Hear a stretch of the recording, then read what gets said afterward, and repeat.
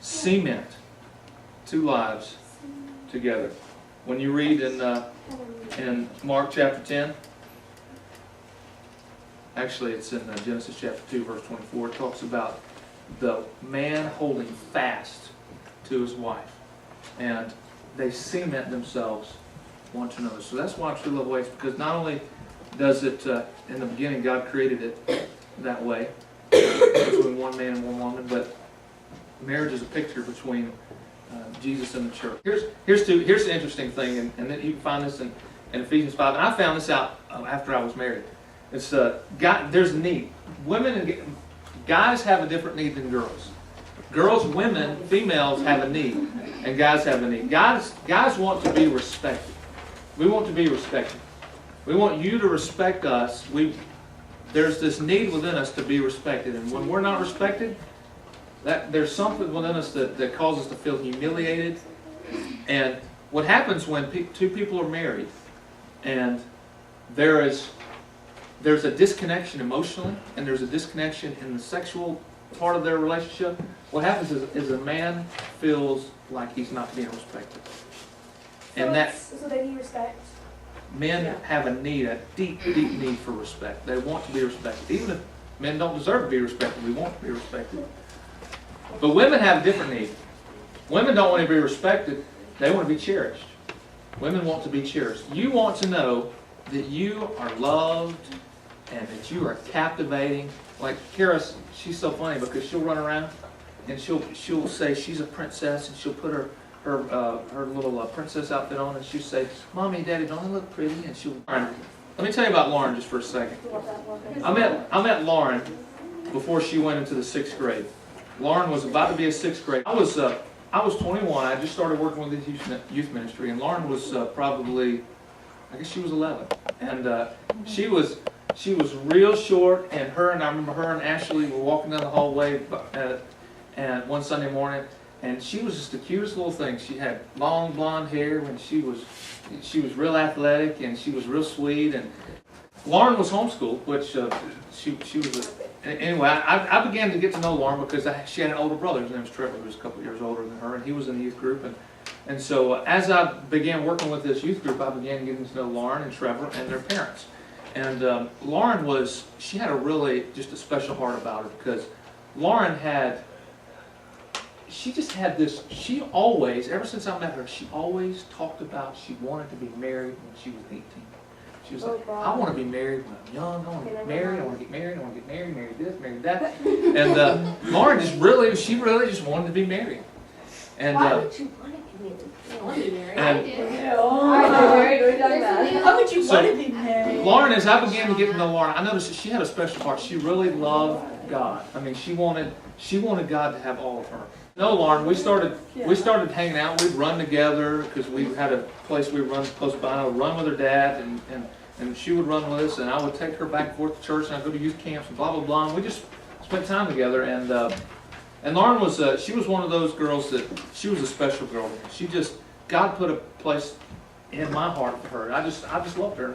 And there was another girl. Her name was Catherine, and they were like best friends. They were like sisters, and I got to know them really well. Now, Lauren and Catherine are both now 20.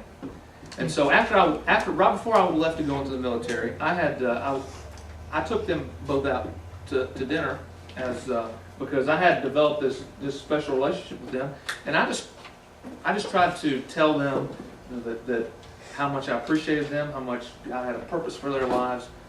And so on Friday, November 29th, 2002, Lauren she had written something on her, I think it was Zanga site at the time, and then I'd asked her to email it to me. This was right before MySpace and Facebook and all that stuff.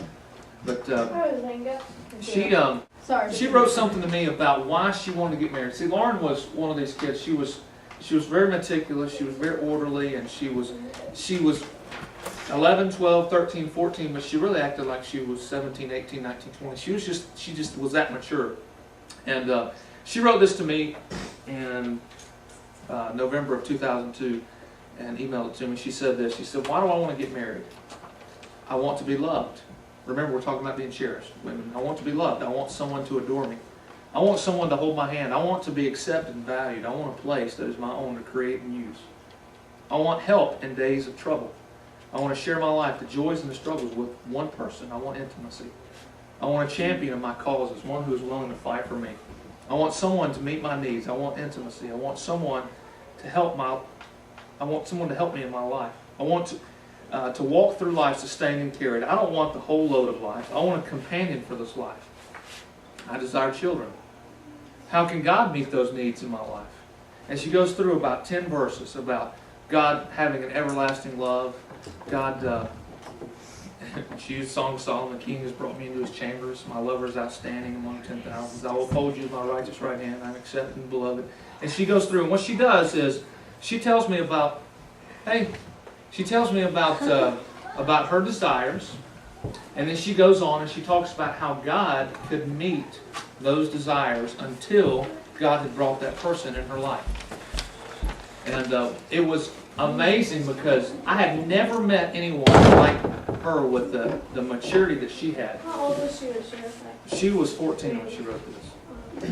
And so what happened was, over the next 3 years, she began to prepare herself. Instead of dating and running around with guys, she was spending time doing things for God and with God and involved with, and she had her struggles. I mean, I remember one time she liked this guy named Andy Marlar, and I was over at their house, and I was encouraging her, I was saying, you'll get over this, blah, blah, blah, whatever, and it wasn't really an encouragement, but it was kind of like, she was too good for this guy, and so I was trying to get her to, get past his emotions, which is sometimes hard for girls, and she stomped out of the room on me, and anyway, and she ended up coming back and apologizing later, and I was like, man, she must be, because she'd never stomped out of the room on me before like that.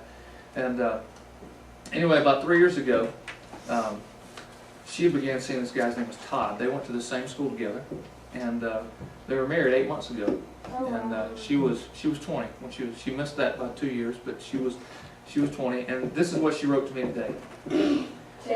Today, because I had this, and I asked her. I said, well, contrast that with where you were then and with where you are now. And she said this. She said, this is today at 4:37. She said, the past 6 years have been an amazing adventure. And as I read back over this email, the one I just wrote to you, when I was 14 years old, I can see God's faithfulness and goodness to me in providing me with an incredible husband. Someone who I can share this wonderful gift of life God has so graciously given me. I am thankful for God's grace and mercy in speaking to me and telling me to wait on His best for my future in my heart. God has given me a husband who loves me unconditionally, is a constant encouragement to me in my dreams in life, speaks truth into my life in times of struggle, shares my love for Jesus and His purpose for us on this earth, holds me and comforts me when I'm discouraged. I have precious intimacy with, treasures me above any earthly measure, someone I desire to have a family with. My husband is one of the greatest gifts God has given me, and I'm so happy I waited for him. Looking back, it was really hard, and I had to place my faith and trust in the promise that God wanted what was best for me. I had to place my faith and trust in the promise that God wanted what was best for me. I'm so thankful that I did. Thank you, Jesus. Lauren Willman. And when I think about her, and you can read this later if you want, but when I think about her life, I watched her as a young teenager walk through these struggles and watch her do it right. And it really strikes an emotional chord with me because she was someone that when she was one of these, when she first walks up, she just will steal your heart because her eyes glitter and her smile is bright and she's just so friendly and all these things and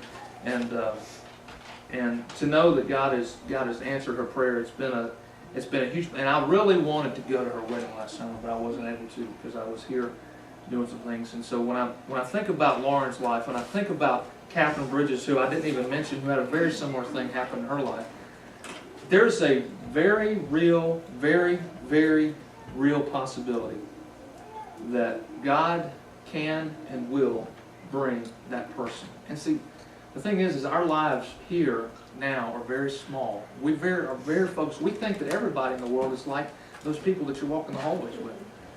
But there are so many other people, as some of you have discovered, there are so many other people that really, really passionately love God. And just as guys have a need for respect, girls have a need to be cherished. And I think that because Lauren honored God when in her teenage years when she was single, God honored Lauren by giving her someone that she can cherish.